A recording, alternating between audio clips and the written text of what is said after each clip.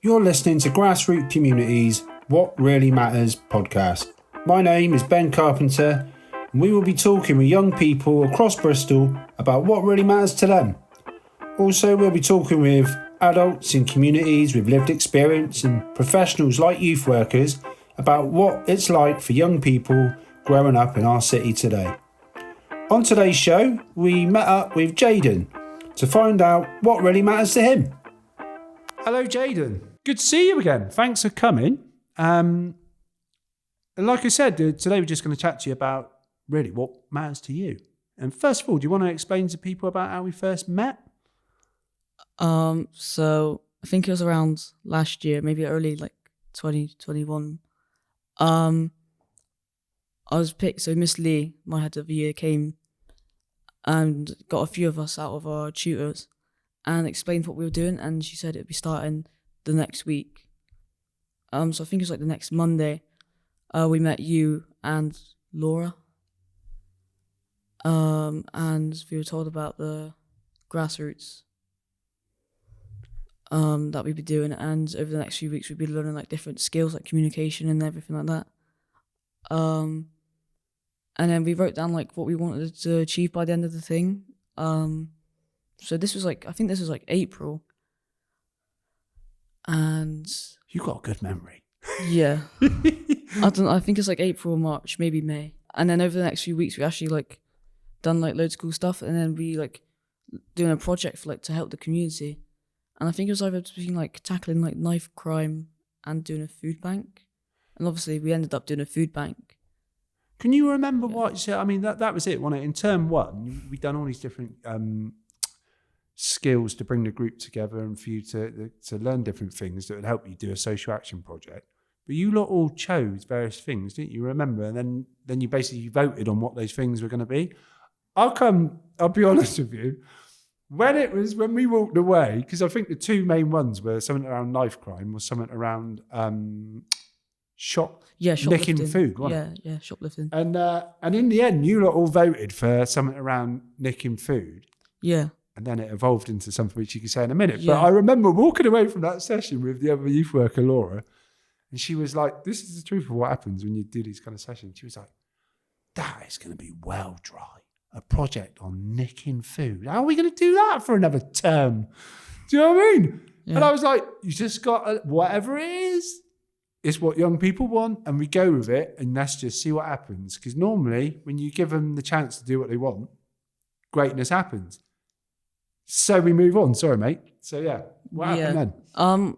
It just like, I don't even remember that well because it was like in the middle of COVID, so I did miss a few sessions. Yeah. I think I missed about 2 in a row, and I came back after the half term, after I'd been self-isolating, and then we were all talking about doing a food bank. And I was just like, oh yeah, that's it. That is actually a really good idea. But I was still confused in like how that's gonna work, because it was either like I didn't know where we were gonna do it, if we were actually gonna do it in the school or like outside of the school. Well, loads of options were thrown about from people. I mean, I remember, so it must have been a session you went now. I remember particularly that how it ended up going from nicking food to a food bank was basically out of the 13 young people that were in the class, Yeah. everyone had said they nicked food because either they didn't have food at home or they were hungry. Yeah.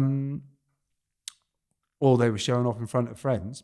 But everyone in the group had done that. And that was a little bit of a shock. You know, everyone in that group was from different backgrounds, weren't they? Different home lives, different situations. And for everyone in the group to say that they've had to nick food because they've been hungry before, suddenly lent it towards, well, there must be other young people like that. Because, like, you know, you 13 are no different than a lot of other young people.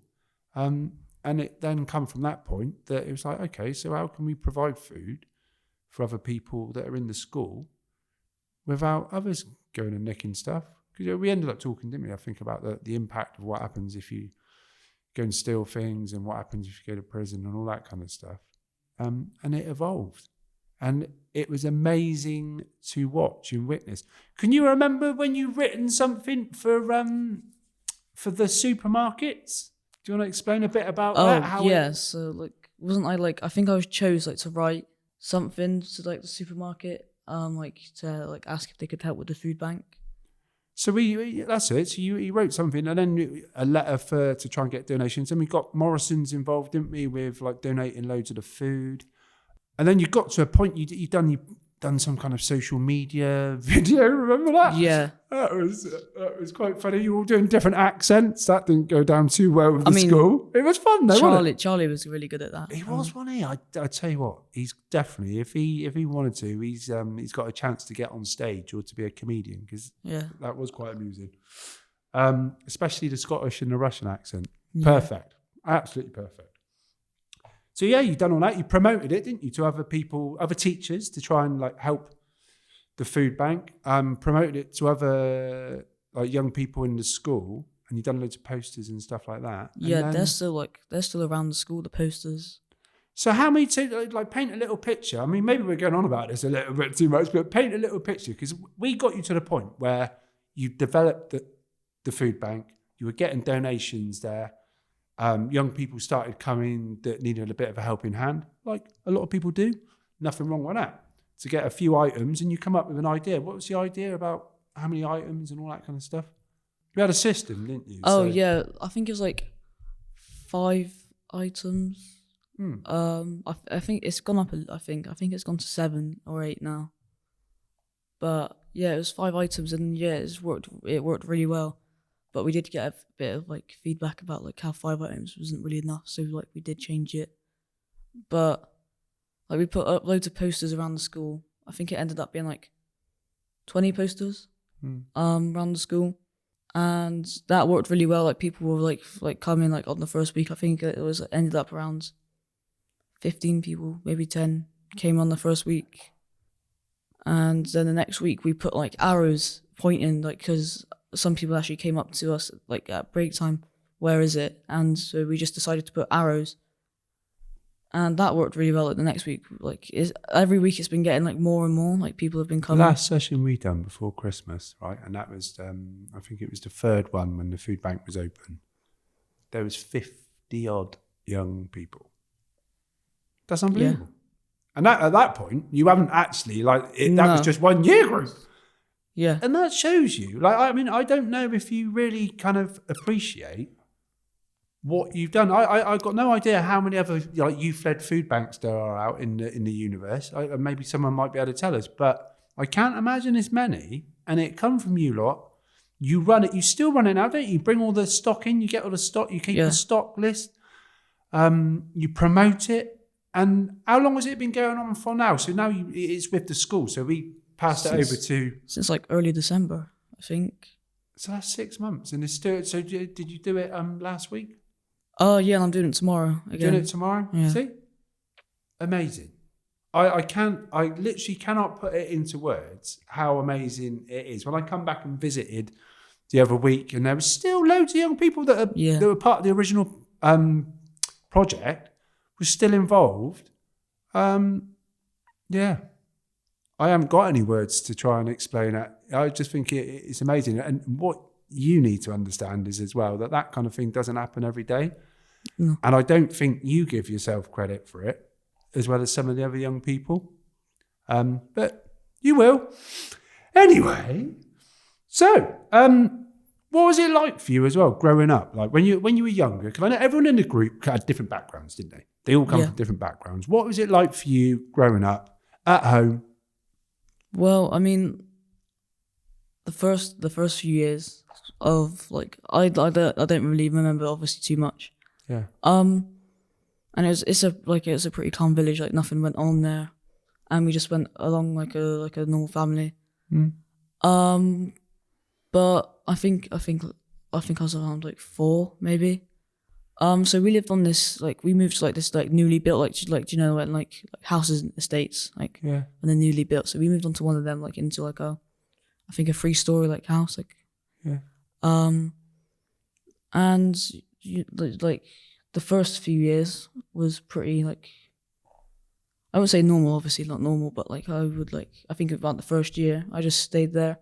I played with like some of the new friends I made on the estate, and we played every single day. Yeah.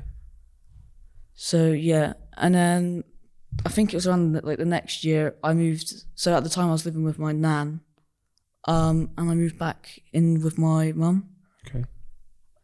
which was like different. Like she was living in a flat. There was no one around to play with, so I was either like stuck in like the flat all day with my sister and my brother. And I get along really well with my brother now, but like at the time, like he was like Is your brother younger or older? He's younger by about 2 years. Okay. Yeah, so it was different.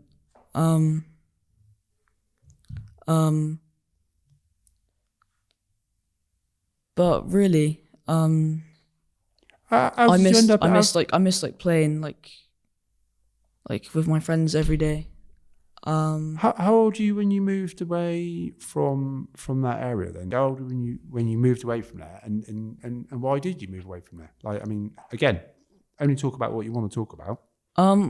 I don't really remember. I think I was like probably like 7. I think so. I was actually visiting like it had been agreed that I'd be visiting my mum like for the evening, which was normal. But when it was time to leave, I remember getting my shoes and my coat and everything on, and I was just told that I'm not like going back. Which okay, yeah. I didn't think too much of it at the time, but when I was in bed that evening, I was like, I don't know what's going on. But like this was around the 6 weeks holidays, and we stayed there until like January the next year. But like at like a few weeks in, it just started to get normal, like every day. Surprising, isn't it? I was chatting to someone the other day about just actually something completely different, but it's the same kind of thing. Like with COVID, how suddenly like everyone's staying in the house and people not going out. Suddenly it seems normal really quickly, doesn't it? Yeah. I guess as a young person, you suddenly, you moved away from mum and dad, and so you're in foster care, aren't you? I guess it's how quickly those things suddenly become normal, don't they? Because I guess you suddenly have a new routine, and then that routine becomes normal. Do you still see mum? Do you still see? Yeah. Well, it's been 5 years now since I was first put into care, but I didn't move straight in with Wendy. I went with another 2 carers. But I was like that for like about 8 months. And again, like I don't want to delve into it too much, but how did it make you feel? Because you're very, like when you talk about it, I can see you're very matter of fact, but like for other people, it was hard. Like obviously, like it was like, so I was moved with my brother, like just me and my brother, while my sisters. I remember we left first. Is like, your brother with you now then, or? Yeah. Okay, right. Yeah. And we left first, and our sisters were waiting for like, so we were taken by like social workers. And we never met these social workers before, and they were just taking us. And we were just going to these people where we didn't even like, we knew their names about 5 minutes before we like got dropped off there with all like our stuff. And we didn't even know what they looked like. We didn't know who they were, where they lived. And until we were there.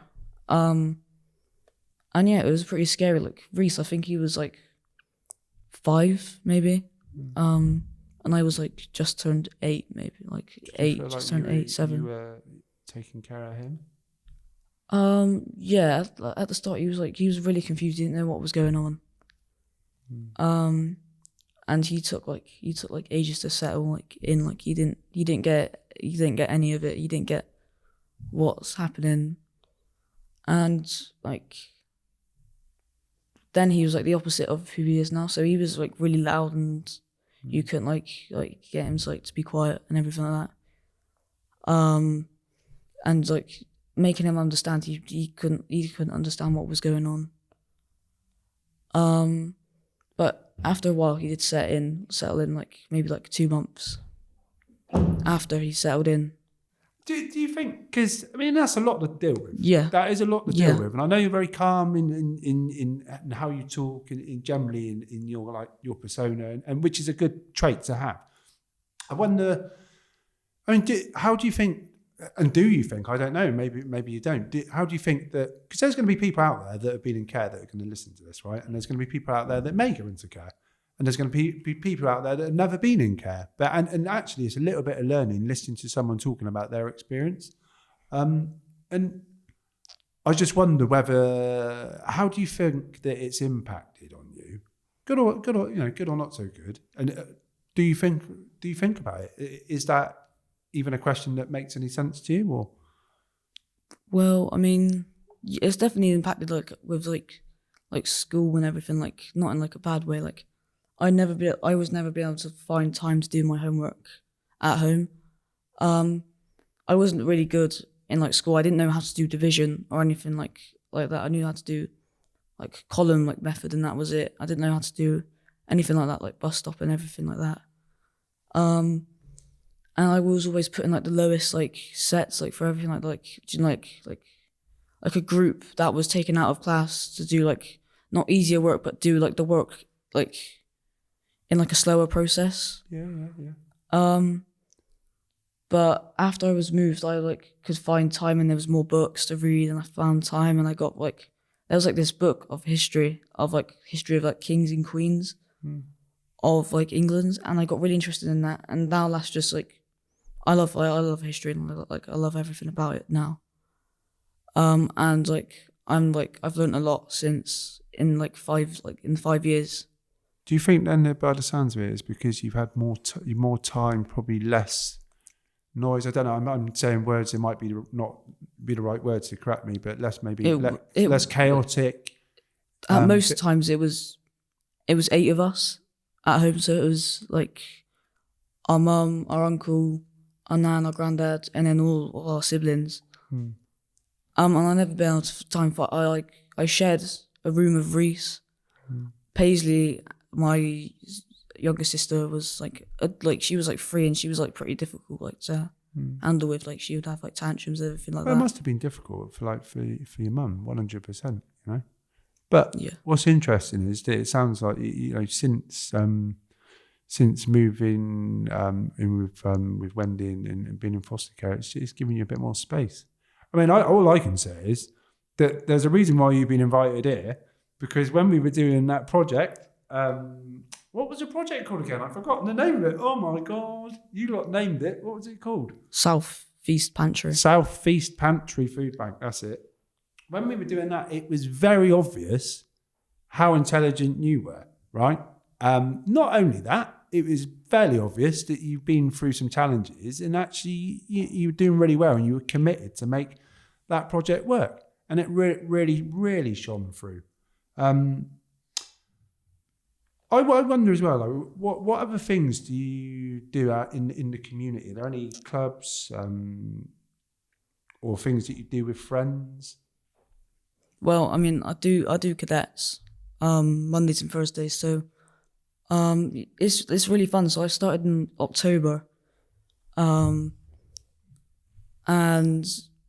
I've been going most nights, except from a few where I didn't I felt really tired from the stuff that we've been doing that day. But I enjoy going. I don't want to miss one session. I do everything that I can there. What is it? Army cadets, or is it Sea cadets? It's Air Force cadets. Air Force cadets. Yeah. Okay. And so I had previously I'd done walking in forests and everything like that. And we do this road marching. It's not actually marching, but we're walking through psychopaths and everything like that, and okay, a long roads. Distance walking. And the first one I signed up for was 25 kilometers. And I thought, yeah, this is going to be interesting. It'd be a nice Sunday, Saturday, to do a bit of walking. And I got someone else there who's my friends at cadets to go with me, and I really enjoyed it. So I went back to the next one, which was a little bit longer, and I just kept on going back. And then I got the opportunity to do a camp, which was what we'd been training for. which would be 40k, like 40k? 40k on like one day. Let me know. And then the next day, My even back's though aching thinking about it. yeah, even though we'd just done 40k, the next day we'd have to go back and do another 40k. You're having a laugh. What? Everyone was all your age as well, 12 years old. I No, guess it's different ages, people but- were. I think the oldest there was about 19, doing it. Yeah. That is a lot, mate. Two days on the trot, 40k. Yeah, it was horrible. I mean, it was nice and sunny, but I mean, like sunny wasn't really the best because we were sweating, and then I got loads of sunburn on my nose and over here, and then like on my ears and on the neck. So the story slightly changes. I was looking at you though, to thinking, God, you're like the Iceman. You can do anything, and then suddenly it's like, oh, it was brutal. Yeah, Well, understandable. Yeah. Understand. But these are the things. So you're up for a challenge, aren't you? yeah. And you rise to challenges as well. Well, why particularly then the Air Force cadets? What's the reason? Is there a particular reason or not? Well, I mean, I'm interested in like planes, Okay. and like everything like that, and I was interested in like joining because like, you have opportunities to do flying, and like gliding like a glider, Okay. like for free, like, and you get like a reward out of it. So you're doing it for free, and then you get a reward. Wow. But I did find out like they do other activities there, like learning how to do CPR and stuff like that. Yeah. And I thought, and it's just like, yeah, that is like a really good opportunity, like to do stuff like that. So it sounds like the planes was the first thing. So what? I mean, not that you need to know what you want to do when you get older because you're 12. Do you know what I mean? I don't really know what I want to do now, and I do. I love it. I'm a youth worker, but you know, a lot of people will get to my age and they still won't know what they want to do. So nothing's set in stone. But do you want to be a pilot or something like that? Is that I'm hoping to actually go through like the Air Force and stuff like that. Yeah, because you get like obviously doing like the cadets, you get like an easier way into it.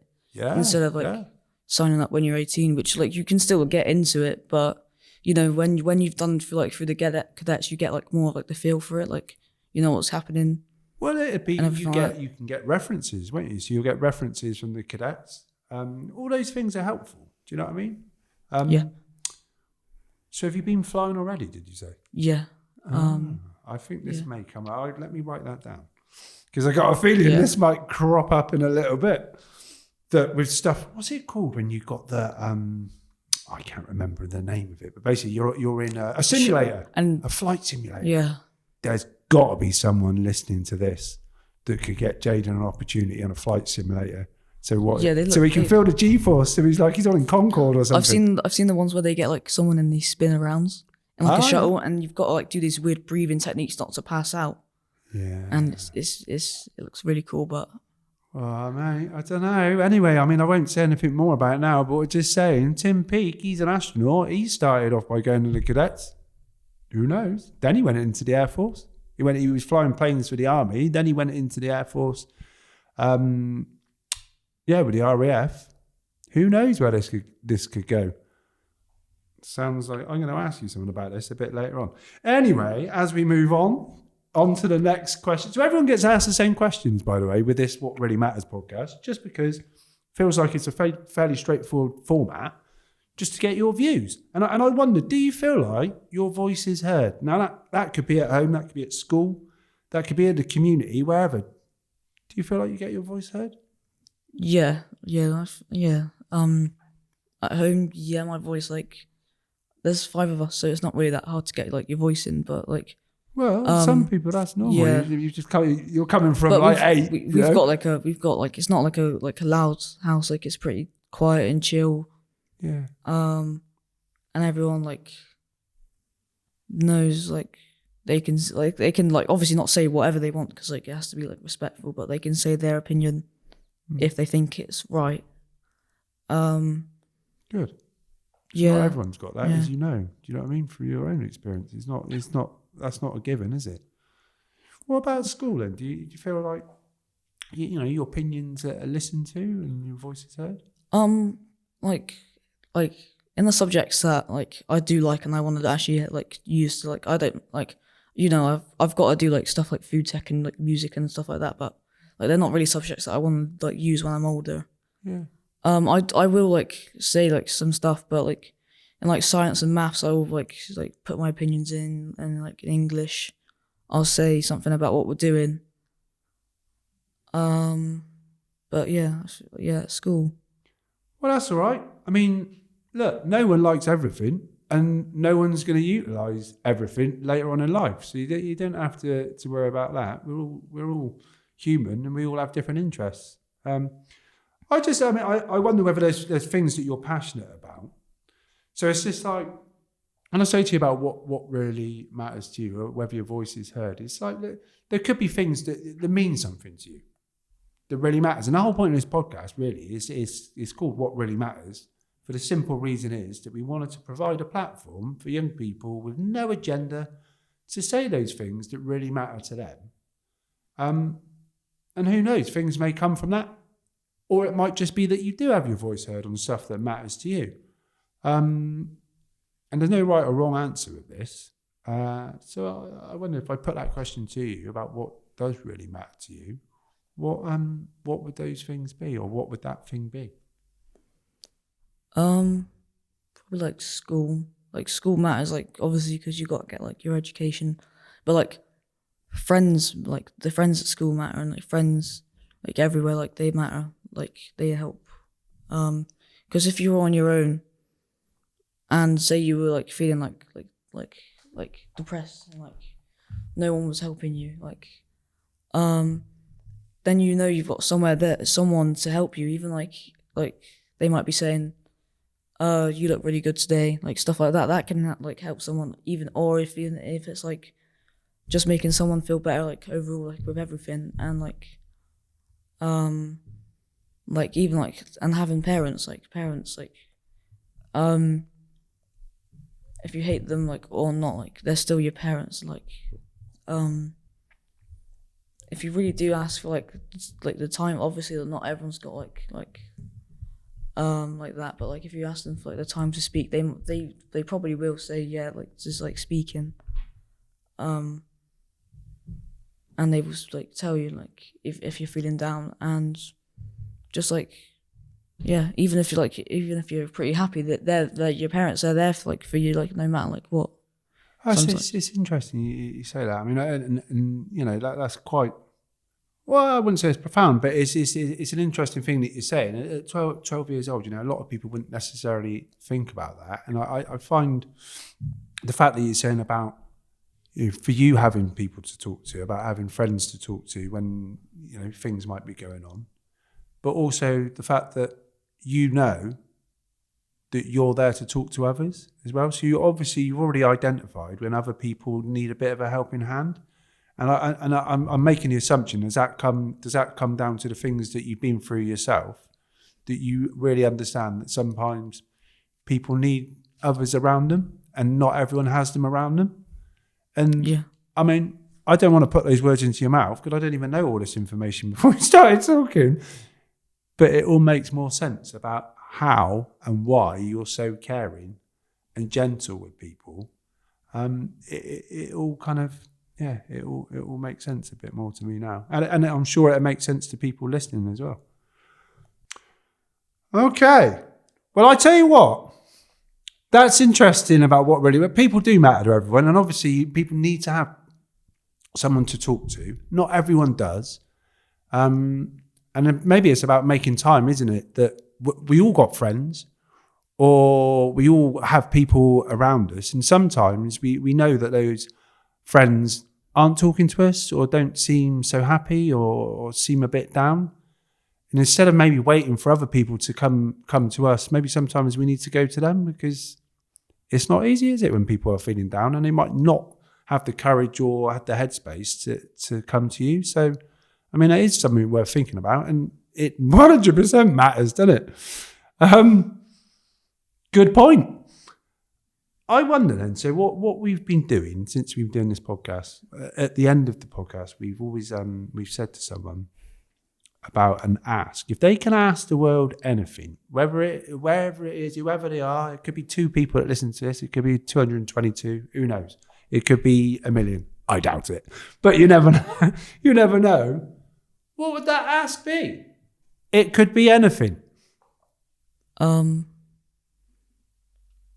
Like how are you like feeling like not like when people just say yeah I'm fine like automatically like how like they are really feeling like how they've been, if they're feeling really happy like something's went well or something's happened that's put them down.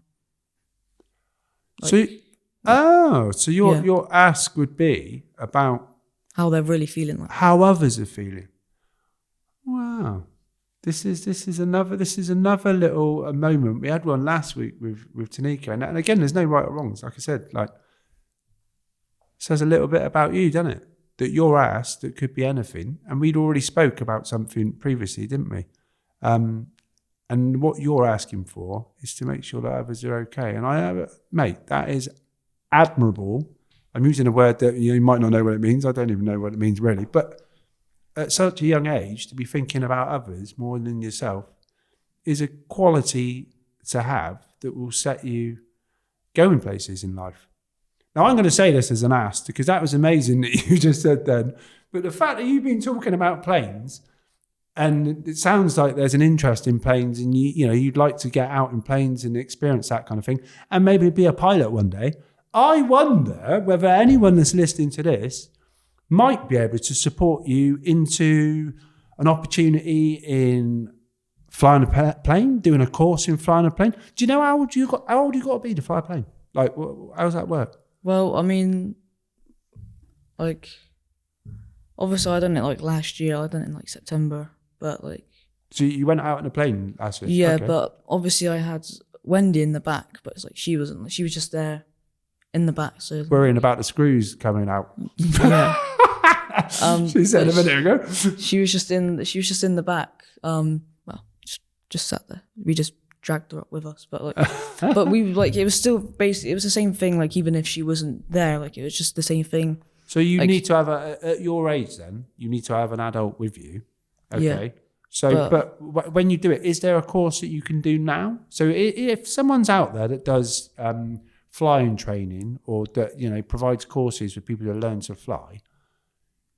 Is there a way that you could start doing that now to help you on your career, or not career? An interest? You might change your mind, but something to learn to fly. Do those things exist at your age? You can do it. Yeah, like even like at the cadets, like obviously it's the Air Force cadets where like everyone there's like gonna have either flew a plane before or gonna have the chance to fly a plane. So they can help like really well, like helping us get like up into the air and start to fly planes. Hopefully someone can get in contact with us through the social media stuff, or they could message us and email us, and we can put you on to Jayden and Wendy, and let's see if we can get them flying. Would you reckon? Would that be good? Yeah. That'll do. If you're a young person and you've listened to today's show or any of the other What Really Matters podcasts, and you want to get your voice heard, please do get in touch and let's talk to you about what really matters to you.